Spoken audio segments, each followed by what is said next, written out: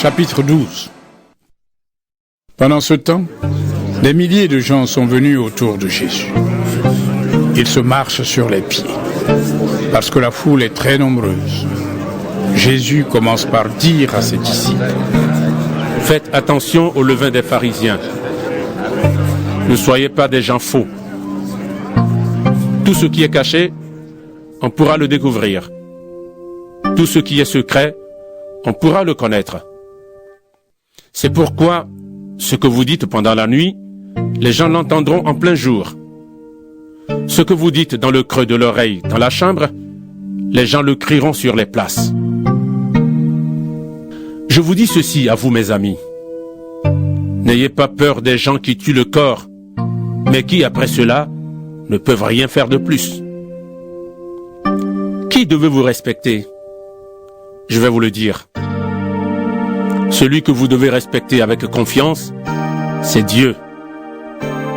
Lui, il a le pouvoir de vous jeter dans le lieu de souffrance après votre mort.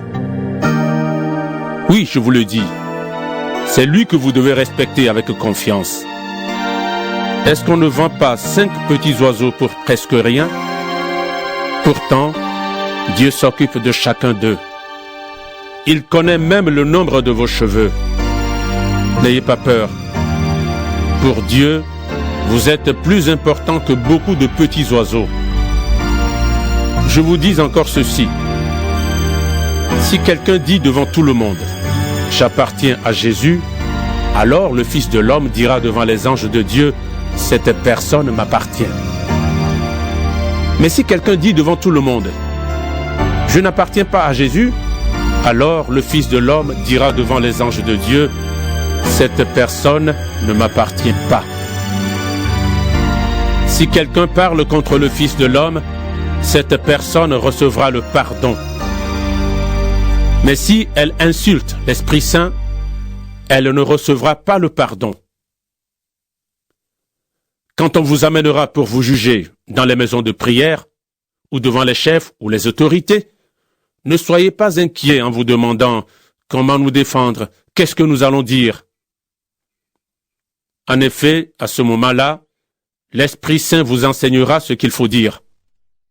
Quelqu'un dans la foule dit à Jésus: Maître, commande à mon frère de partager notre héritage avec moi. Jésus lui répond: Je ne suis pas là pour juger vos affaires, ni pour partager vos richesses. Ensuite, Jésus dit à tout le monde: Attention, ne cherchez pas à avoir toujours plus de choses. En effet, la vie de quelqu'un ne dépend pas de ce qu'il possède, même s'il est très riche.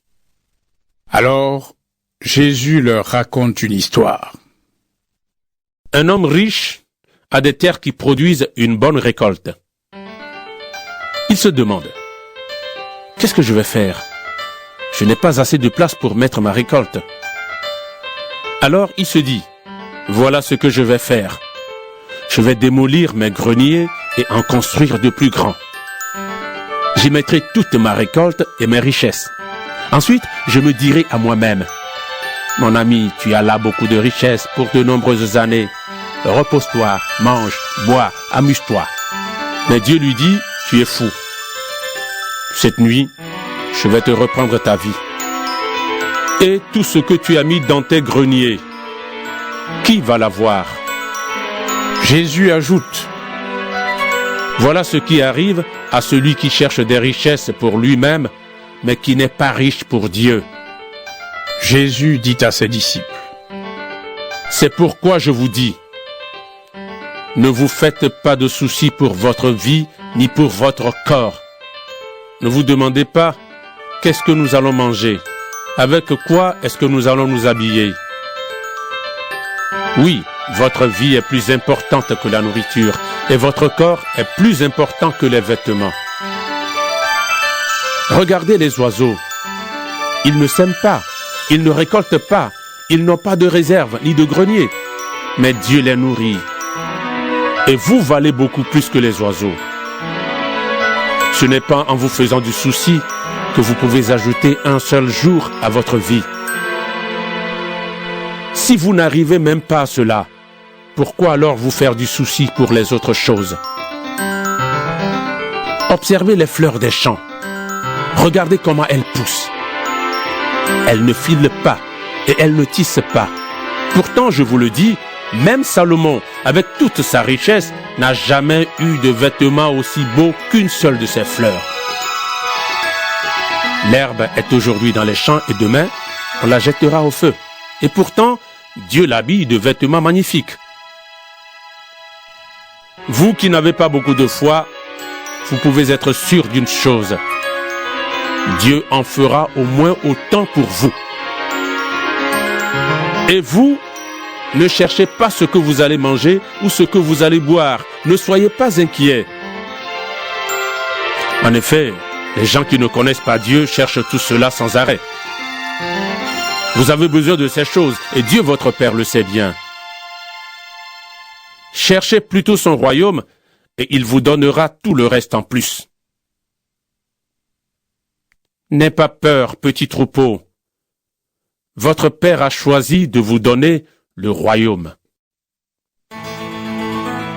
Vendez ce que vous avez et donnez l'argent aux pauvres. Faites-vous des porte-monnaies qui ne s'usent pas. Mettez vos richesses près de Dieu. Là, elles ne s'abîmeront pas. Les voleurs ne peuvent pas les prendre et les insectes ne peuvent pas les détruire. Oui, là où vous mettez vos richesses, c'est là aussi que vous mettrez votre cœur. Restez en vêtements de travail et gardez vos lampes allumées. Soyez comme des gens qui attendent leur maître au retour d'un mariage. Et quand il arrivera et frappera, les serviteurs lui ouvriront la porte. Ils sont heureux, ces serviteurs, si, en arrivant, le maître les trouve éveillés. Oui, je vous le dis, c'est la vérité. Il mettra son vêtement de travail, il fera asseoir ses serviteurs pour le repas et il passera pour leur servir à manger. Si le maître revient à minuit ou plus tard encore, et s'il trouve ses serviteurs éveillés, alors ils sont heureux. Comprenez ceci.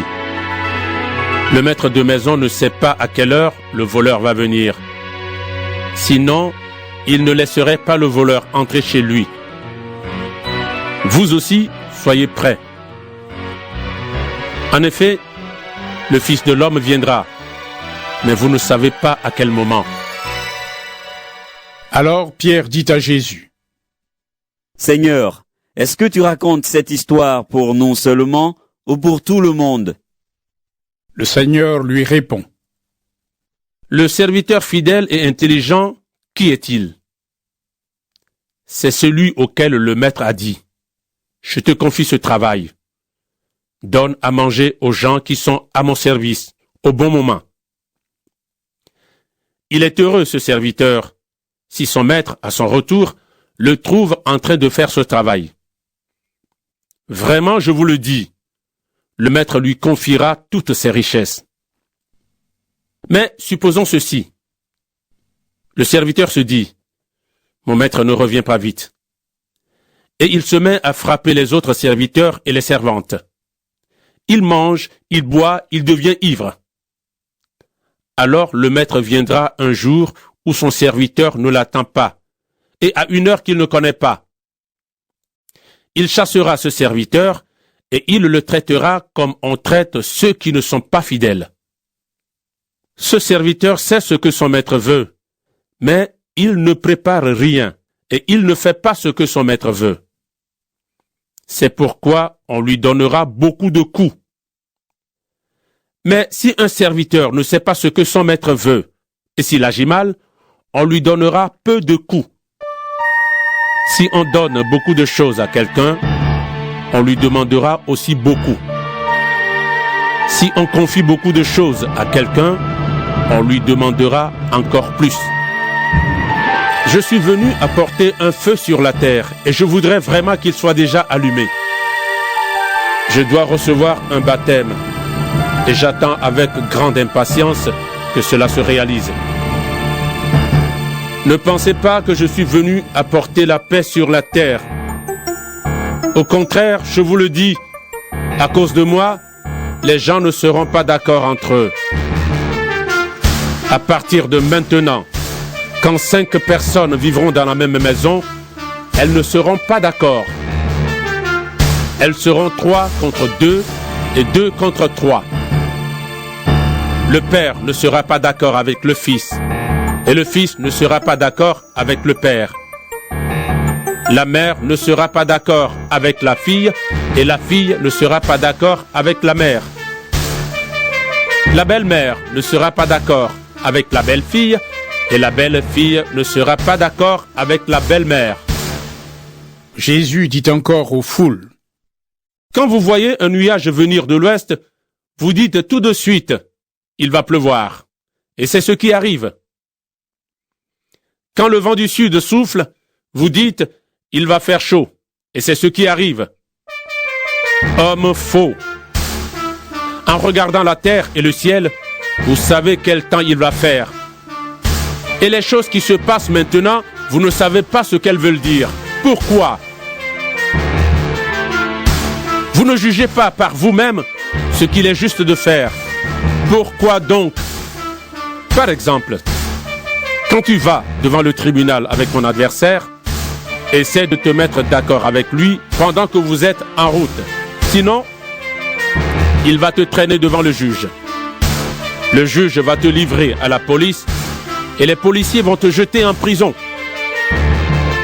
Je te dis une chose, tu ne sortiras pas de là si tu ne paies pas tout l'argent que tu dois. Monsieur, comment fait chaque monde toujours aimer un monde différent? Et pourtant, même si vous pas chrétien, Jésus toujours gagne même l'amour pour tout le monde. C'est pas moi qui non, monsieur. Pour je ne fais ça qui mal, pour je ne offenser. Waouh. Pas penser ça, non, c'est t'as toujours gardé nous. Si c'est l'homme qui t'a jugé. Tout le monde qui a vu de l'amour, son bagaille qui saute dans le cœur. À toute force, tout le monde qui a dit son bagaille qui fait sacré. C'est l'homme avec l'homme qui a arrivé, partager l'amour, mais puis gros l'amour, c'est Jésus-Christ qui était mort pour nous. Tout le monde qui a vu de l'amour, son bagaille qui saute dans le cœur. À toute force, tout le monde qui a dit son bagaille qui fait sacré. C'est l'homme avec l'homme qui a arrivé, partager l'amour, mais puis gros l'amour, c'est Jésus-Christ qui était mort. Malgré ça, nous, malgré ça, nous, fait toujours avec.